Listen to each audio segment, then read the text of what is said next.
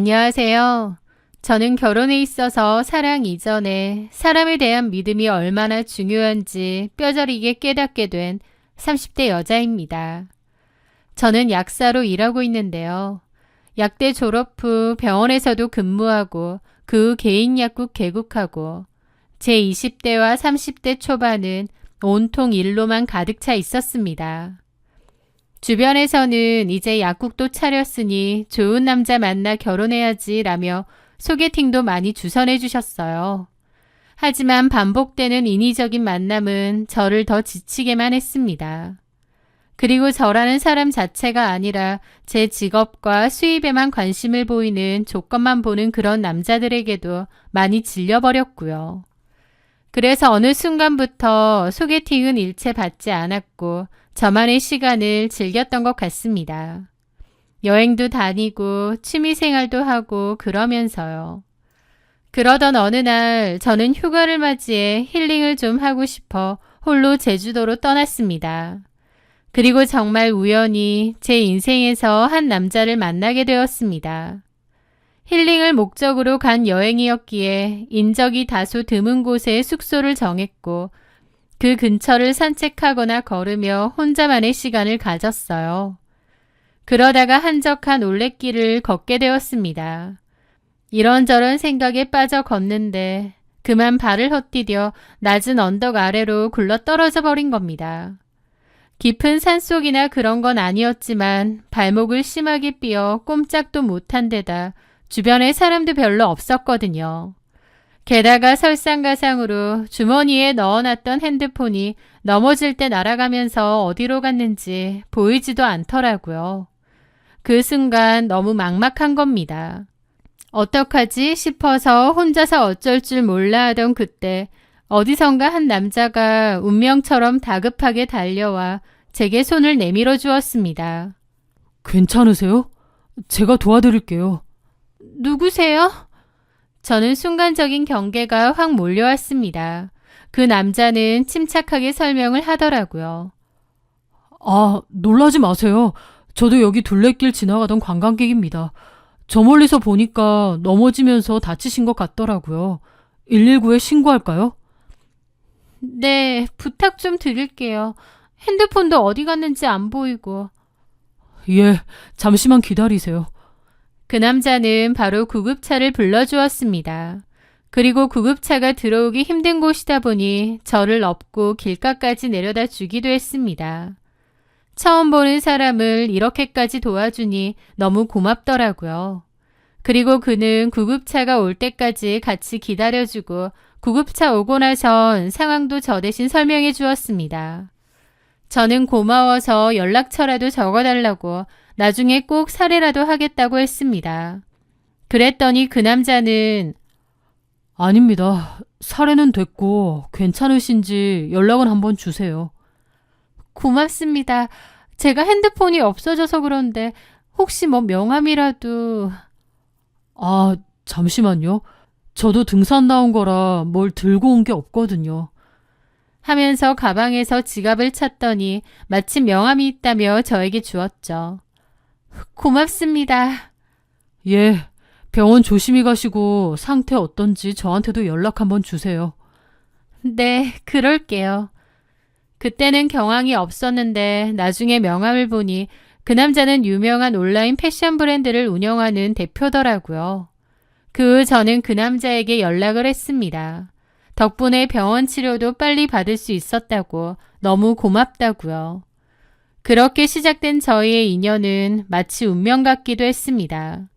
그는 잘 나가는 회사를 운영하는 대표였는데도 허세를 부리거나 잘난 척하는 모습이 없었습니다. 오히려 수더분하고 소탈하고 그런 사람이었죠.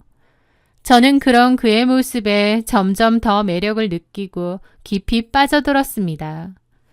여러 번의 데이트 끝에 그는 한강이 보이는 벤치에 앉아 제게 결혼을 전제로 만나고 싶다고 고백했습니다.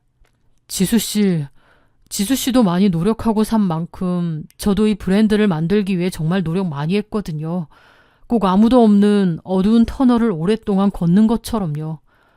서로의 가장 힘든 시간을 알아봐주고 보듬어 줄 수 있는 사람, 그런 사람이 서로에게 되어주면 어떨까요?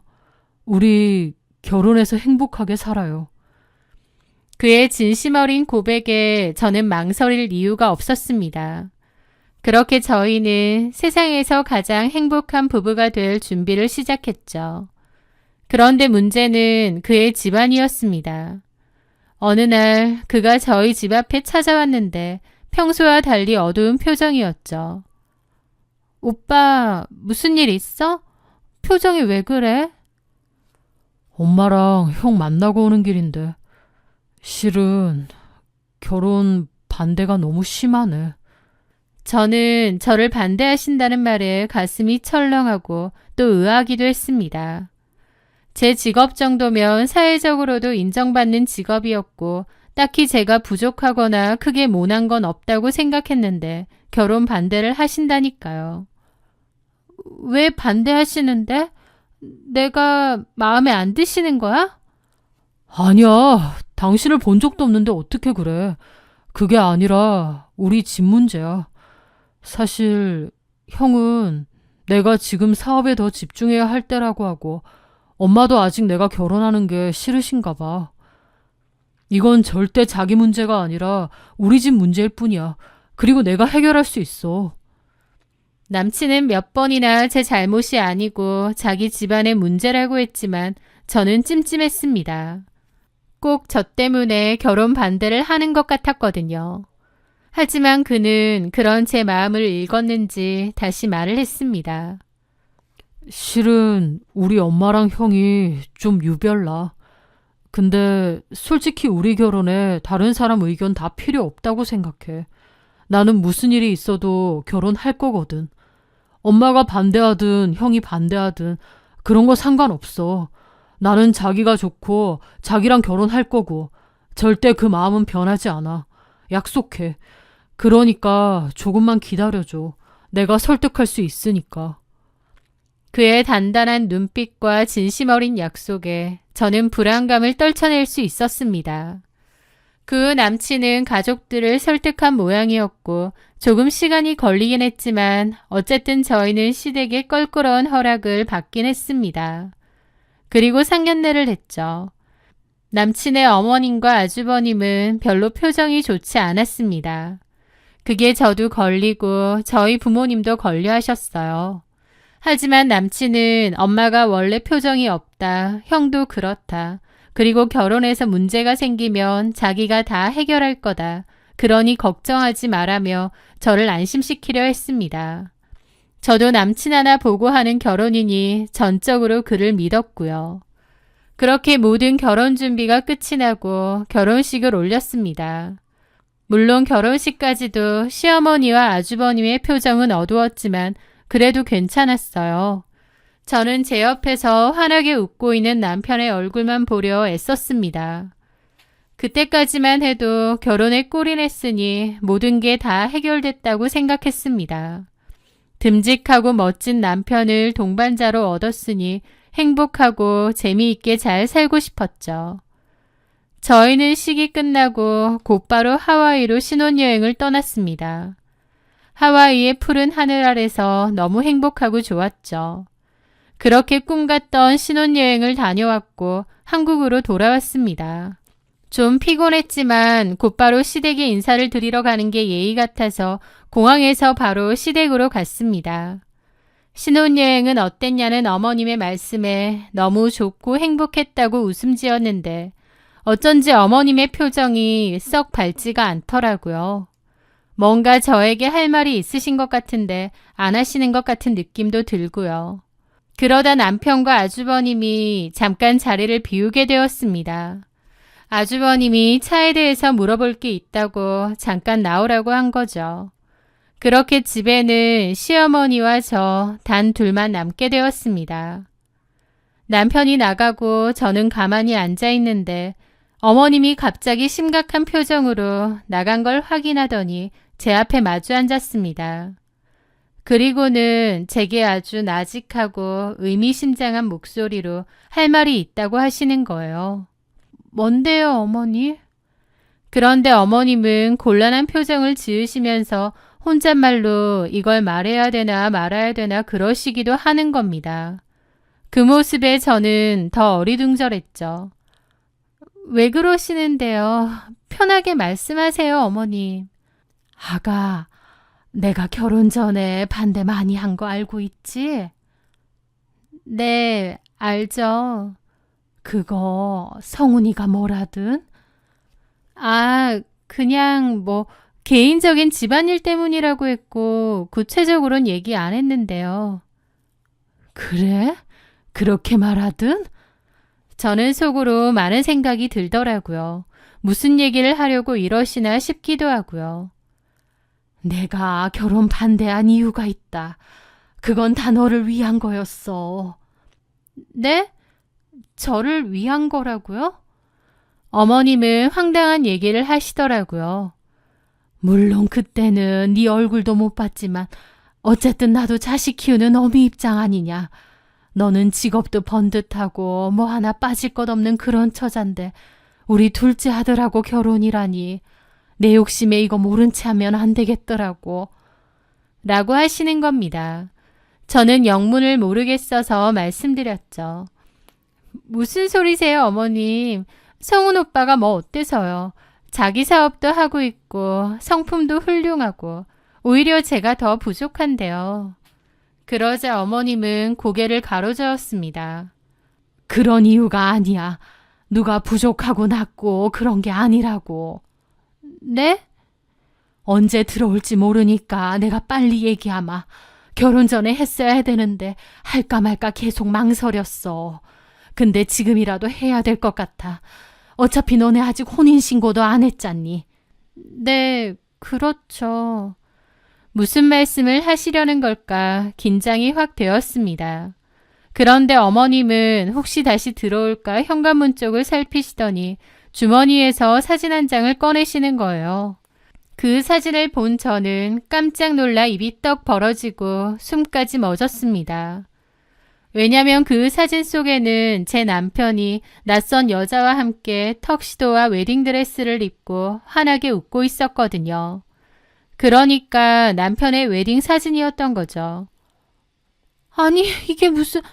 어머니, 이거 뭐예요? 성훈 오빠가 왜 다른 여자랑 웨딩 사진을...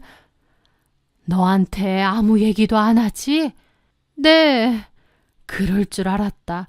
실은 우리 아들 결혼을 한 번 했었어. 그러니까 파혼을 한 게 아니라 이혼을 한 거야. 물론 혼인신고는 안 해서 서류상으로 남을 게 없지만 어쨌든 식 올리고 끝낸 거면 이혼이지. 네? 식을 올려요? 어머님의 말에 저는 심장이 철렁 내려앉는 기분까지 들더라고요. 결혼을 했었다뇨? 성훈 오빠가요? 그래, 너한테 그런 언질 한 적 없지? 저는 완전 금시초문인데. 머리가 복잡했습니다. 남편이 과거에 결혼을 했었다니요. 심지어 이혼도 했었다니요.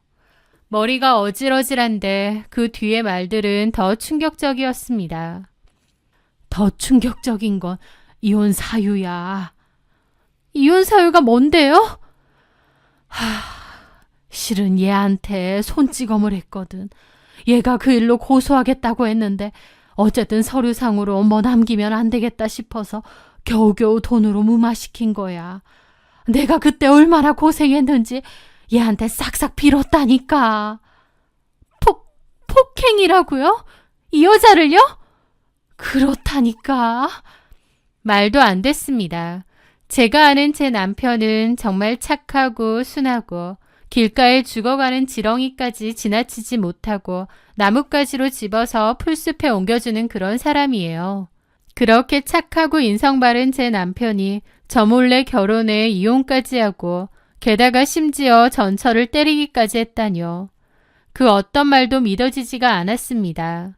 반전도 그런 반전은 없을 거예요.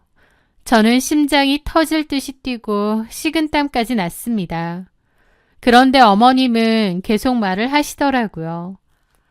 내가 정말 고민하다가 힘겹게 말해주는 거다. 나도 모른 채 하고 싶지. 모든 걸 덮고 너랑 결혼하겠다는데 나도 엄마로서는 모른 체 하는 게 맞을 거다. 하지만 도저히 내 양심이 그걸 허락하지 않아. 너도 남의 집 귀한 딸인데 내 아들이 어떤 인간인지 다 알면서 그런 불행 속에 너를 밀어넣을 수는 없지 않겠니? 그러니까 지금이라도 늦지 않았어. 도망쳐. 내가 그의 엄마잖아. 누구보다 잘 알아. 겉보기엔 멀쩡하지. 다들 우리 둘째 세상 호인이고 능력있고 멋지다고 그래. 저런 아들 없다고. 어쩜 저렇게 수더분하고 착하고 야무지냐고. 근데 사실 아니거든. 내가 키워서 알잖아. 기분 나쁘면 물건 집어던지고 폭력 쓰고 이게 그나마 나아진 거라니까. 예전엔 더 심했어. 전철을 그렇게 죽도록 때렸는데 너는 안 때리겠니? 말도 안 돼요. 어떻게 성훈 오빠가 그런 사람 아니잖아요. 아휴, 답답해라. 그러니까 더 무서운 거지. 얼마나 연기를 잘한다는 거야. 나는 제가 내 아들이지만 무서워. 말도 안 돼요. 이건 진짜 모르겠어요. 이게 다 무슨 소린지. 제가 혼란스러워하자 어머님은 그 사진을 다시 제 손에 쥐어주시더라고요. 이걸 보고도 몰라?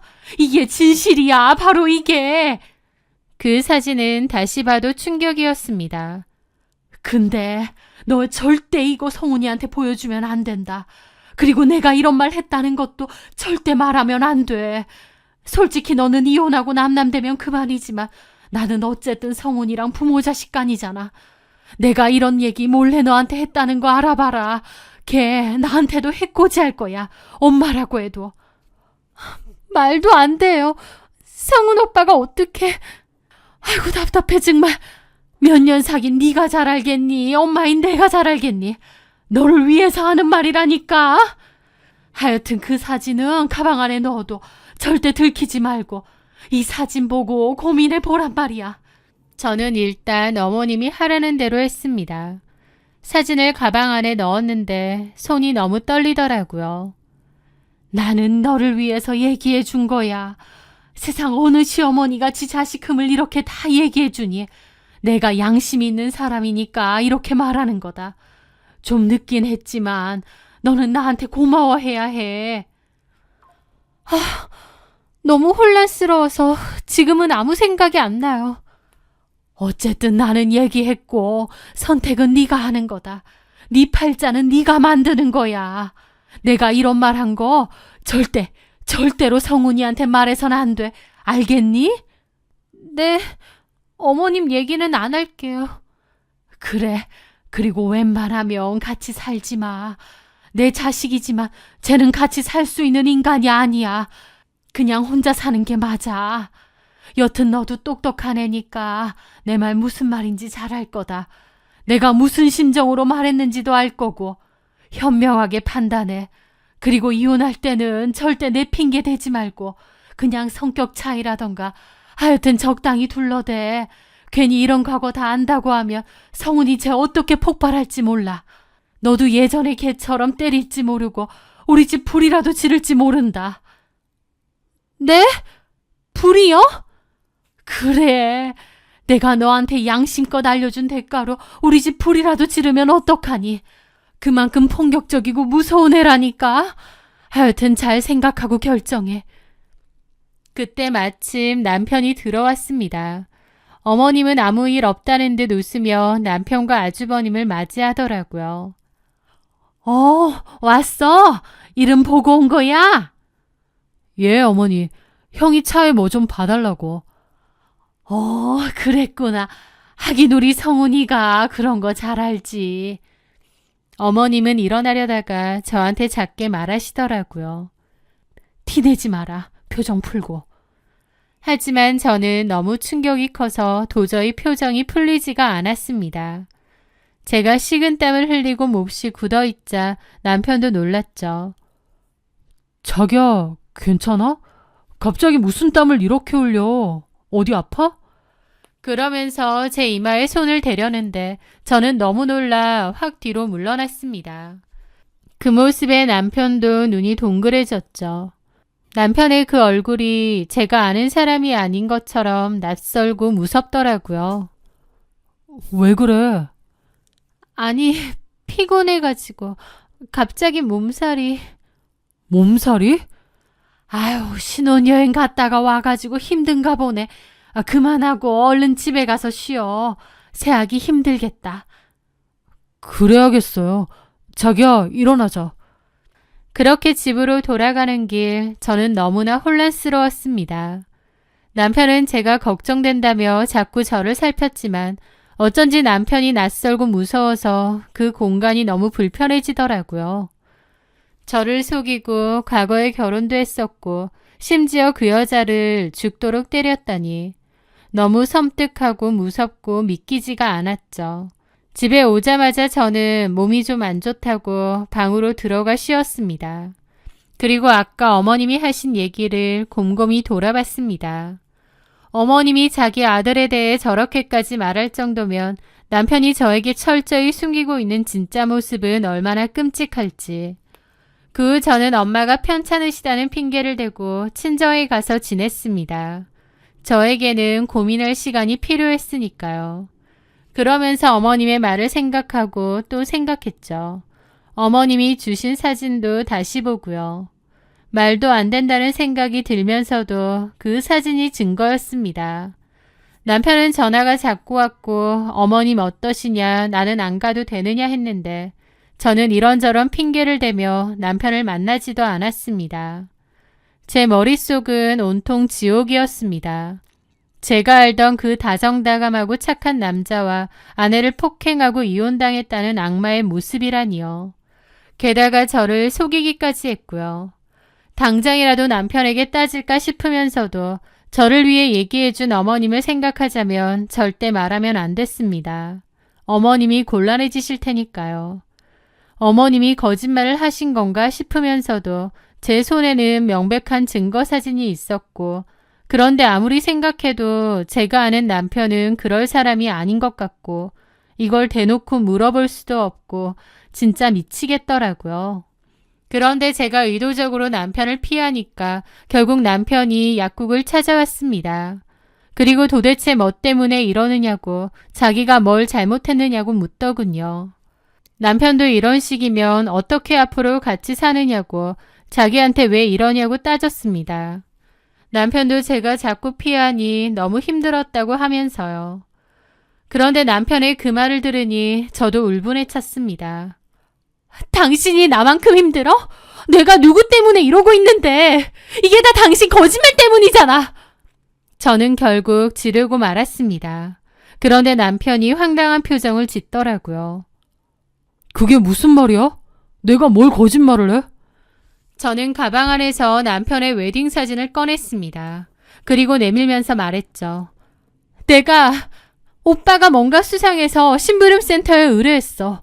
그랬더니 당신 과거에 결혼했었다고 이런 걸 주더라. 어디 해명해봐. 저는 어머님 얘기는 절대 하지 않고 심부름센터에 의뢰했다고 거짓말을 했습니다. 그런데 그 사진을 보는 남편은 너무 어처구니 없는 표정을 짓더라고요. 이게 뭐야? 이 여자는 또 누구고? 뭐라고? 오빠 진짜 미쳤어? 오빠랑 결혼한 여자도 몰라? 내가 결혼을 했다니. 잡아댈 생각하지 마. 여기 사진도 있잖아. 무슨 말도 안 되는. 이걸 심부름센터에서 줬다고? 그 심부름센터 어디야? 지금 당장 가. 못 가. 어떻게 가? 왜 못 가? 나는 결혼한 적도 없고 이런 여자 알지도 못하는데. 이 말도 안 되는 사진은 뭐냐고. 거기 어디야? 너 사기당한 거야. 지금 당장 가자. 아니면 경찰서 가던지. 이거 딱 봐도 포토샵으로 합성한 것 같은데. 나 이거 절대 가만 안 있어. 합성? 그래. 난 이런 여자 알지도 못해. 그리고 내가 무슨 결혼을 해. 남편의 말에 저는 의아해서 사진을 다시 봤습니다. 그럴듯하긴 했지만 얘기를 듣고 나니 엄청 그럴듯한 합성 같기도 했어요. 왜냐면 얼굴은 남편이지만 몸이 남편의 몸 같지가 않았거든요. 남편은 자꾸 경찰서 가보자고 제가 사기를 당한 것 같다고 하길래 결국 저는 말했습니다. 사실은 심부름센터가 아니라 아니면 어머님이 주셨는데. 뭐라고? 우리 엄마? 남편은 처음에는 당황했습니다. 그러더니 잠시 후 분노로 얼굴이 일그러지더라고요. 정확히는 분노라기보다 배신감에 가까운 얼굴이었습니다. 엄마가 이런 걸 자기한테 줬다고? 뭐라고 하면서? 저는 결국 어머님이 그날 저에게 한 얘기를 다 했습니다. 듣고 있던 남편은 믿을 수 없는 표정이더라고요. 한참이나 멍하던 남편은 기가 막히다는 듯이 헛웃음을 터뜨리는 거예요. 그 모습은 자신의 과거가 까발려져서 화가 난 모습이 아니라 어머님에게 배신감을 느끼는 모습이었습니다. 오빠, 진짜 미쳤구나. 두 사람 다 이런 짓까지 저지르고. 그러더니 남편은 화가 나서 저보고 지금 당장 시댁으로 가자고 했습니다. 지금? 그래, 내가 가서 다 보여줄게. 진짜 진실이 뭔지. 지금 가. 나도 더 이상은 못 참겠어. 그렇게 저는 엉겁결에 남편을 따라 시댁에 가게 되었습니다. 가는 동안 남편은 참담한 기분으로 저에게 말하지 않았던 진짜 가정사를 털어놓기 시작했습니다. 그 이야기를 하는 남편의 얼굴에는 가족에 대한 깊은 환멸과 분노가 가득했죠. 알고 보니 어머님은 남편의 친엄마가 아니라고 했습니다. 남편이 6살 때 돌아가신 시아버지와 재혼한 계모였고 아주버님은 그때 데리고 온 의붓 형이었던 겁니다. 사실 커오는 동안은 크게 문제가 없었고 남편에게도 계모가 아닌 그냥 엄마 같은 존재였다고 했어요. 형이랑 약간의 차별은 있었지만 크게 마음에 담아둘 정도는 아니었기에 무난하게 잘 지냈다고 했습니다. 문제는 아버님이 돌아가신 후 가세가 기울면서부터였다고 했습니다. 집안 형편이 급격하게 어려워졌죠. 남편은 엄마와 형을 위해 성공을 하고 싶고 돈도 많이 벌고 싶었다고 했어요. 그래서 개인 사업을 시작했는데 그게 다행히 크게 성공했다고 했죠. 그리고 남편은 집안의 가장 노릇을 톡톡히 했다고 했습니다. 사실은 피 한 방울 섞이지 않은 가족이지만 집도 사주고 사진작가인 형에게는 비싼 사진 장비에 스튜디오 월세까지 내주며 일도 도와주고 또 생활비까지 그동안 모두 대주었던 겁니다. 남편 덕분에 시어머니와 아주버님은 편하고 윤택하게 살았던 거죠. 그런데 내가 당신이랑 결혼한다고 하니 엄마랑 형이 반대하기 시작한 거야. 내가 결혼하면 더 이상 내 돈을 마음대로 쓰기 어려울 테니까. 어떻게든 우리 결혼을 막아야 내 돈을 계속 빨아먹을 수 있으니까. 그럼 이 웨딩 사진을... 형 직업이 사진작가인데 포토샵으로 이런 사진 합성하는 것쯤은 아무것도 아니겠지. 남편은 얼굴을 벌겋게 불태우며 분노했습니다. 나도 더 이상은 안 되겠다. 내 뒤에서 이런 짓을 하다니. 그래도 가족이라고 희생하고 참고 살았는데 진짜 이건 아닌 것 같네. 나를 자식이나 동생이 아니라 돈줄로만 본다는 걸 이젠 확실히 알겠어. 그리고 시댁에 도착한 남편은 바로 집 안으로 들어갔습니다. 어머님과 아주버님은 식사를 하고 있었는데 갑자기 남편이 저와 찾아오자 당황한 눈치였죠. 어머 아들, 어쩐 일이니? 성훈아, 갑자기 무슨 일이야? 재수 씨까지? 남편은 화가 나 어머님과 아주버님 앞에 그 사진을 던졌습니다. 어머님은 몹시 당황한 얼굴이 되었고 그 와중에 저를 힐끗 노려보더라고요. 이걸 기어코 일러 바쳤냐는 표정이었죠. 진짜 너무들 하시네요. 돈줄 끊어진다고 그렇게 결혼 반대하시더니 이제는 이런 없는 사진까지 만들어서 거짓말까지 하세요? 이거 형이 만든 거지? 남편의 말에 어머님도 아주버님도 아무 말도 하지 않았습니다. 엄마랑 형, 아니 당신들한텐 내가 돈줄일 뿐이었나 보네요. 나를 진짜 아들로 생각했으면 이런 짓 절대 안 하죠. 진짜 환멸나네요. 오늘부로 이 집에 보내던 생활비 카드 전부 끊겠습니다. 지금 사시는 이 집도 제 거니까 이번 달 안으로 비워주세요. 저를 아들로 생각 안 하시는데 저도 더 이상 가족 노릇 할 필요 없으니까요. 그 말에 어머님은 기함을 했습니다. 그게 무슨 말이냐고 다 오해라고 말리는 거예요. 하지만 남편은 자기 생각은 변함없다고 가족의 인연도 끝이라고 했습니다. 이거 뭔가 다 오해가 있는 거다. 이건 우리 모르는 거야. 지수가 다 말했어요. 그만 좀 우기세요. 그런데 그 순간 시어머니가 저를 공격하는 거예요. 얘, 너 이거 뭐니? 이거 뭔데? 네? 이거 어머님이 주셨잖아요. 너무 황당하더라고요. 이게 뭐냐고 잡아떼면서 저를 몰아세우는 겁니다. 내가 이걸 언제 너한테 줬어? 나 이런 거 모른다. 네가 만든 거 아니니? 우리 성훈이 돈 빼돌리려고? 네? 어머니! 얘 진짜 이상한 애네. 어디서 이런 사진을 갖고 와서 부모 자식 간에 이간질을 해. 이래서 사람 잘 들어와야 된다더니 네가 이런 거지? 다 네가 꾸민 거지? 어머님은 상황이 이렇게 되니 저한테 모든 걸 덮어씌우려고 하는 것 같았습니다. 마지막 발악이었죠. 저는 어처구니가 없는데 그 모습에 제 남편은 화가 머리끝까지 났습니다. 그러더니 그만 좀 하라고 소리를 지르면서 상을 엎어버렸습니다. 상이 확 미뤄지면서 그 위에 있던 것들이 다 바닥으로 나동그라졌죠. 이걸 지수가 다 꾸몄다고요? 제발 그만 좀 하세요. 저한테 미안하신 감정 조금도 없으신 거죠? 성은아, 우리 진짜 모르는 일이야. 제가 그런 거야. 됐습니다. 저 솔직히 이만하면 할 만큼 했습니다. 저 키워주신 것에 대한 보답으로 할 만큼 했다고요. 돈줄 끊긴다고 재결혼 악착같이 반대할 때 정말 서글펐지만 그래도 가족이니까 제가 끝까지 책임지려고 했는데 이제 못하겠습니다. 앞으로는 두 분이서 알아서 사세요.